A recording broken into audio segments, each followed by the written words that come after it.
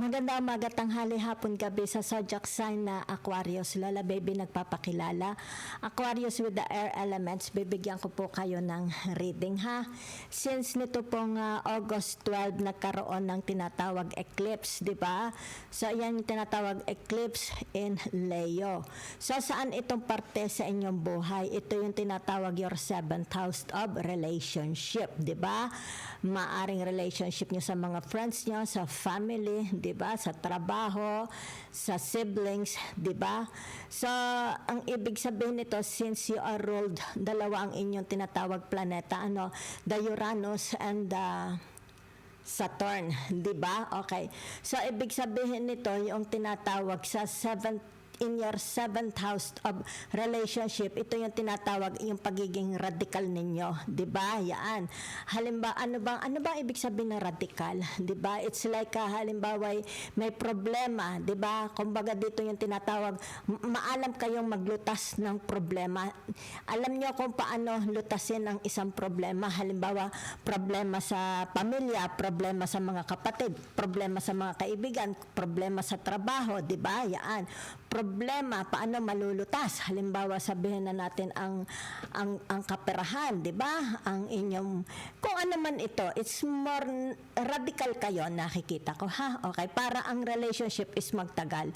So nakikita dito yung tinatawag sa 7th house nyo you are very dependable and reliable. Okay, nakikita dito pagiging independent ninyo. Okay, and it's like kayo is reliable, mapapagkatiwalaan kayo, 'di ba? Kahit walang nakatingin, 'di ba?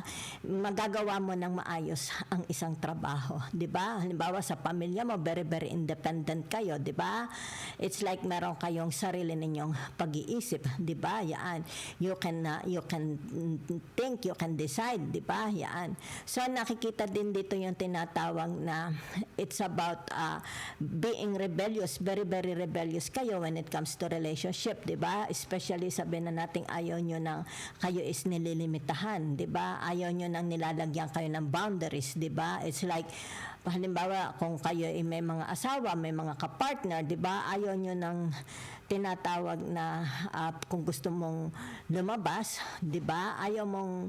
Gusto mo free like a bird, 'di ba? Yan ang nakikita ko sa inyo, Aquarius, 'di ba? So ito is merong yung tinatawag eclipse in Leo in your 7th house is for 6 months, 'di ba? So magmamanifest, lalabas ito.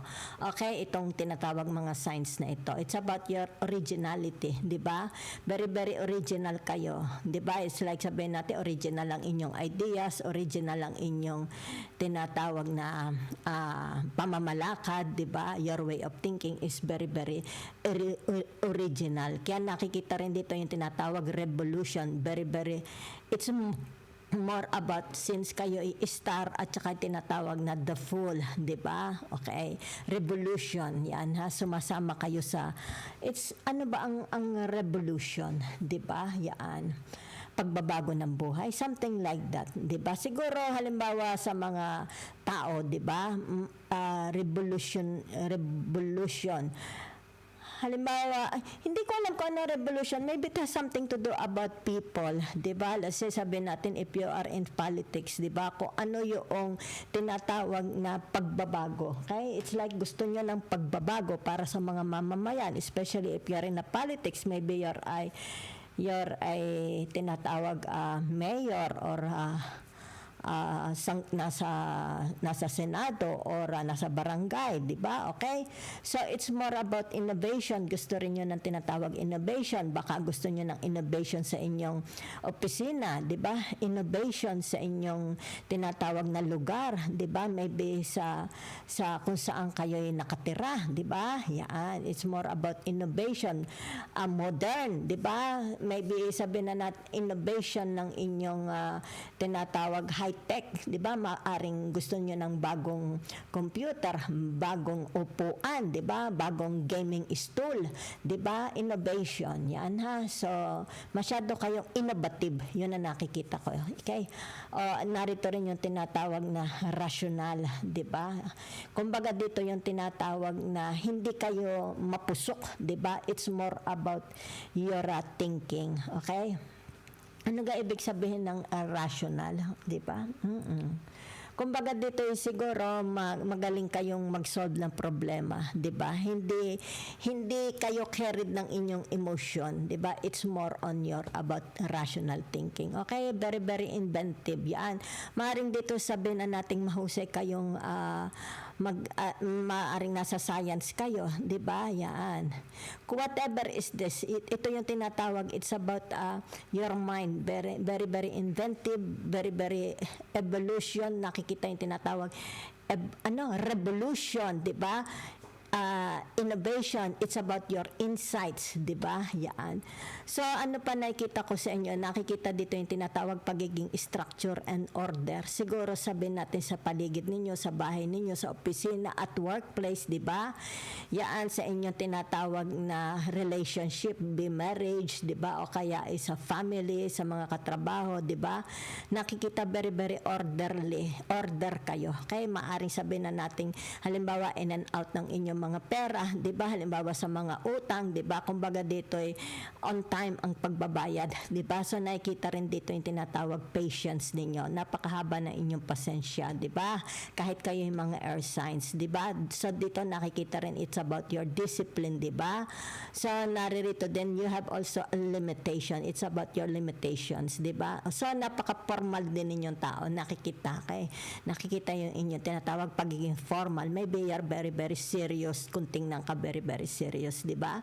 So very very tradition din kayo. Ibig sabihin nito, halimbawa sa family, di ba? It's like tinatawag na the family that prays together, stays together. Importante sa inyo ang tinatawag na family tradition, di ba? It's like sabihin nating marriage, di ba? It's like sa hirap at ginhawa, magkasama kayo. Meron din kayong tinatawag rules, di ba? It's like my rules are the highways, di ba? Yan. It's about your authority, di ba? It's like tinatawag na mahusay kang leader, di ba? Mahusay kang boss, di ba? So it's about your dignity. Ang nakikita ko sa inyo, napakahalaga. Number one sa inyo iniingatan is about your dignity. Okay?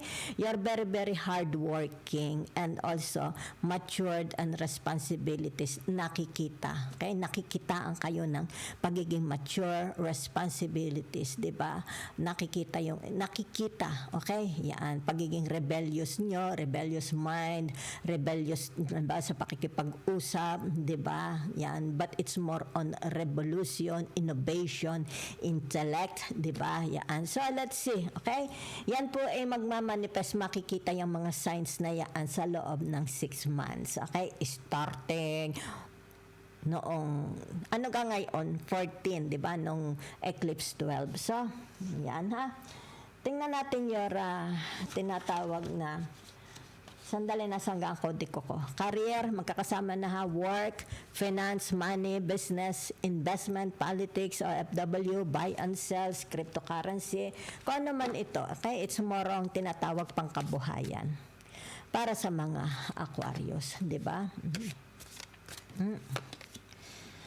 Okay, the 5 of Pentacles. Okay, so ibig sabihin nito, maring ito yung tinatawag na kailangang magkaroon ng disiplina. Okay, sa inyong pamemera.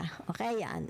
Disiplina. It's like tinatawag magkaroon ng rules, di ba? Yan. Limit. Magkaroon ng limits. Maaring sa loob na 6 months, di ba?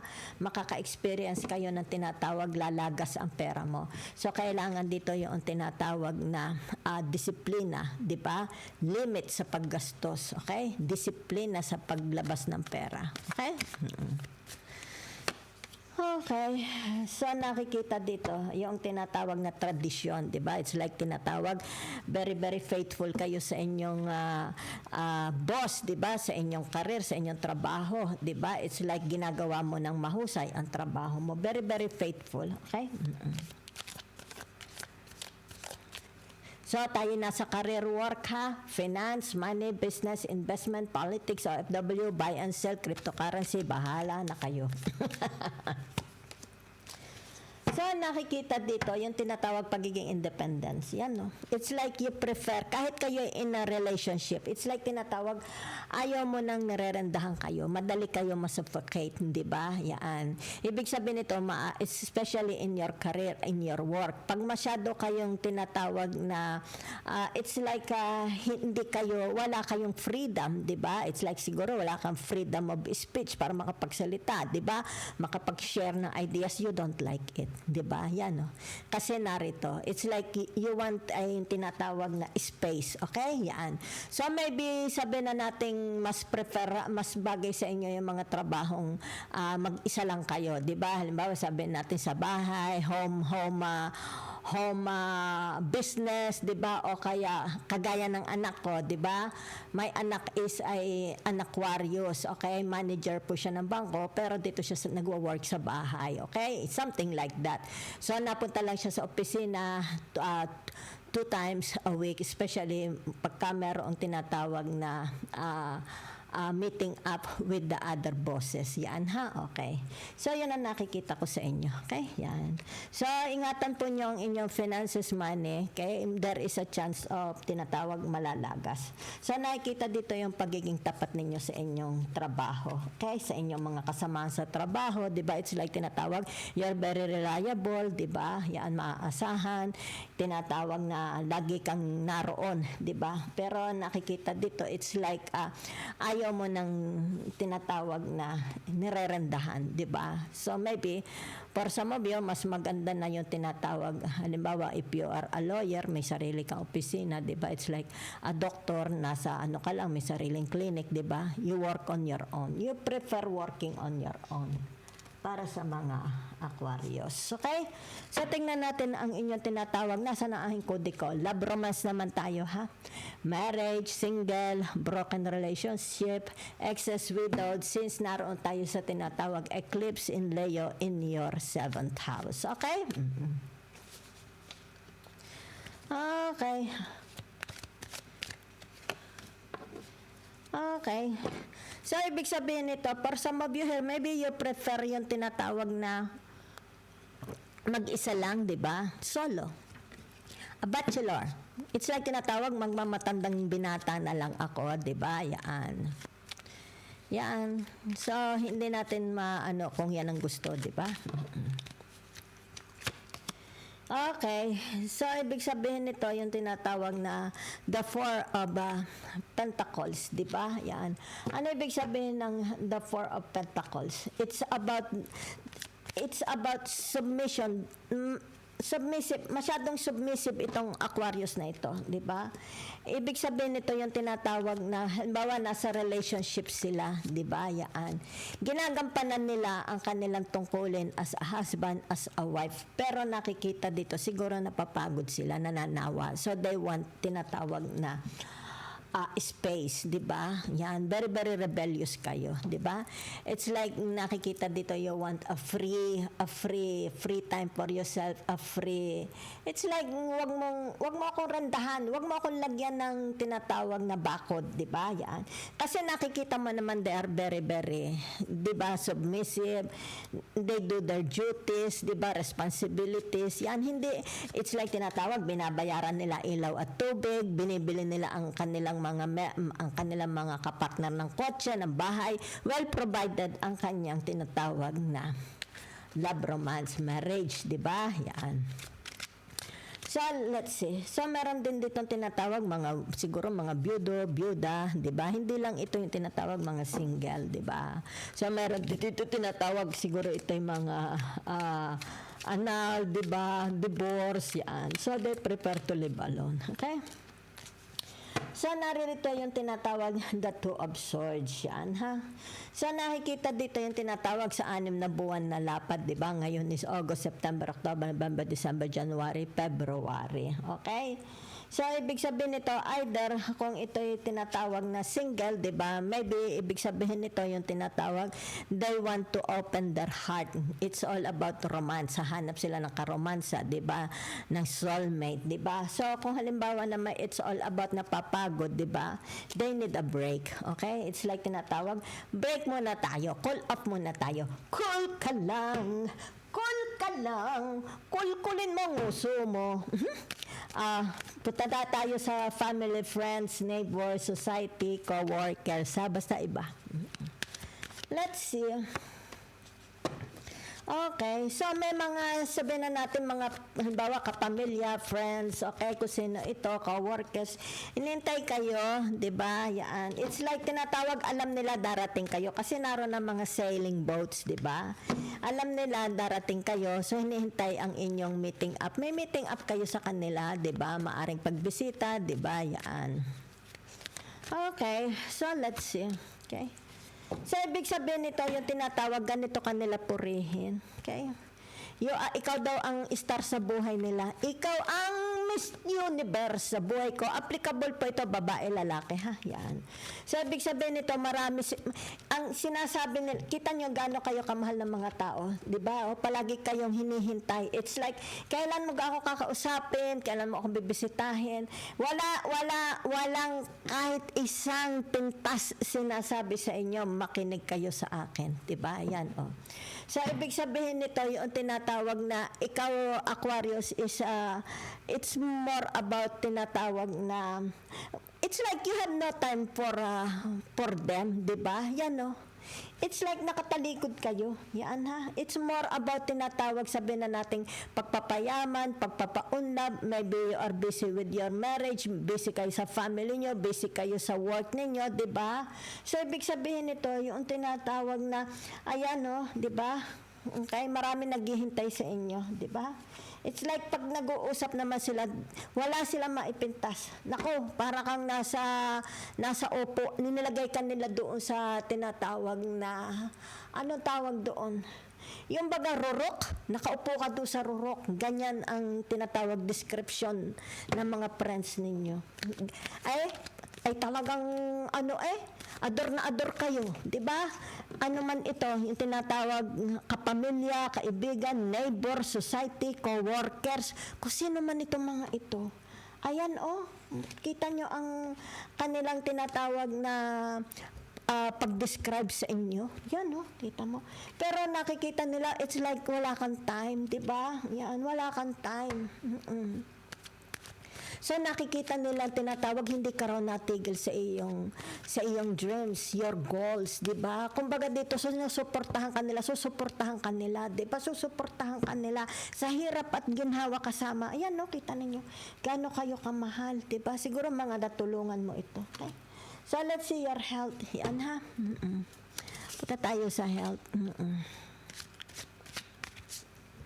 La la la la la la la la la la la. May nagtatanong sino daw yung wala naman ako nakaaway. Meron lang kung minsan may mga kumbaga heartbroken, di ba? Nawawalan sila ng pag-asa. So ganun lang magsalita si Lola, ha? Don't be heartbroken, di ba? Always go to God, di ba? Huwag nating i-rely lahat sa tarot, di ba? Sometimes tarot can help, di ba? Pero huwag nating isang tabi ang Panginoong Diyos dahil siya ang creator natin. Siya ang mas may alam, di ba? Yan. Okay, your health, Aquarius. Naku, Santa Maria ka. Ano gaare? The Page of Cups, di ba?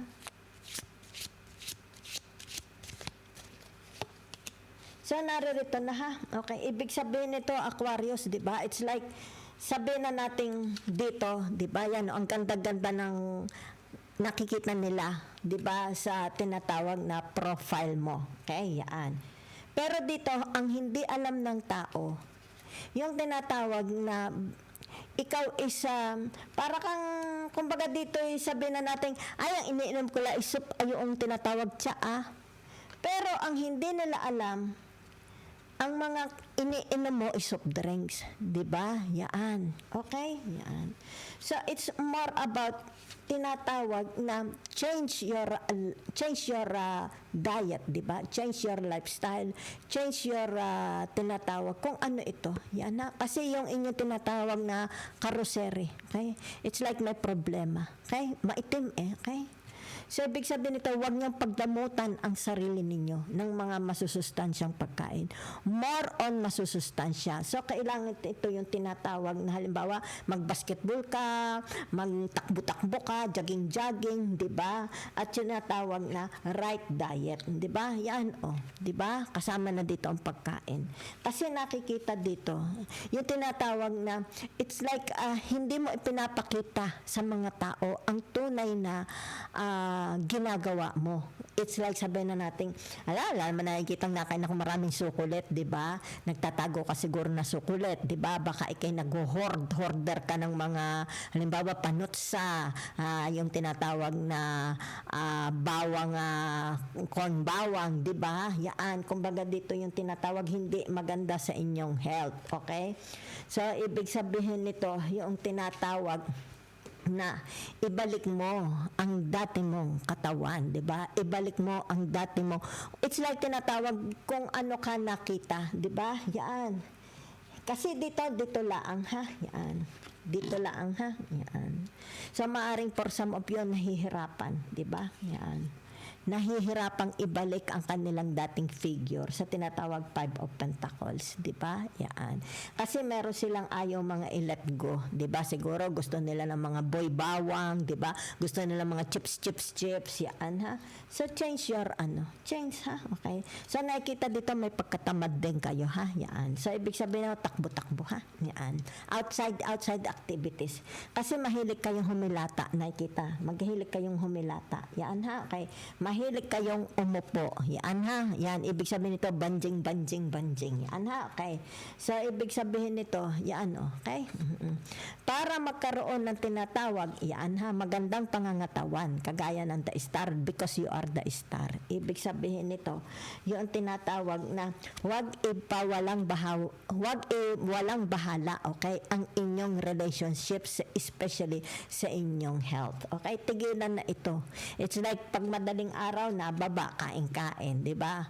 Pagka nakalingon si nanay, ubos na ang kaldero ng adobo, yon. Okay? So, tingnan natin ha, if there is tinatawag na success. Okay? Meron bang tinatawag na dapat iwasan? Tingnan natin. Kita ninyo dito, gusto ninyo ang kama is kayo laang, di ba? Yan. It's like gusto mo meron kang sariling kama, 'di ba? Kahit nasa relationship ka, 'di ba? Yan. Okay. So ibig sabihin nito, yung tinatawag na it's about your ayan no, 'di ba? Yan no. Anong ibig sabihin nito?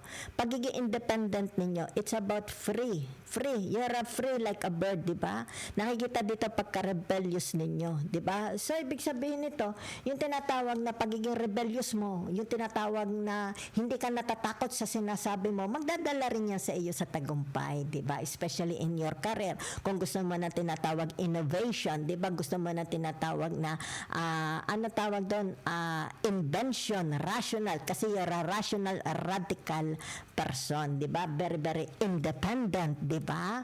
So, magdadala ito sa inyong tinatawag career. Yan, ha?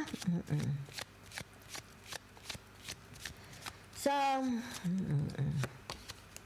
ayan, kita ninyo, di ba? Ano ibig sabihin nito? The Nine of Cups, di ba? Yan. Ano ibig sabihin ng The Nine of Cups? Ano itong mga, halimbawa, pinapili ka, di ba? Kaya sabihin natin, pinapili ka. Ano ang pipiliin mo? Sabi, okay? Anong pipiliin mo importante, especially sa iyong tinatawag health. Yan ha? Okay. Sa inyong health, di ba? Yan. Para dito, it's like tinatawag mukha kang artista. Di ba? Yan. So, halimbawa, sabi natin sa career, di ba? Kung papipiliin ka, yan ha, it's about choices ang nakikita ko. Ano ang pipiliin mo? Diba? Yan. So, ibig sabihin nito, yung tinatawag, be more wise, diba?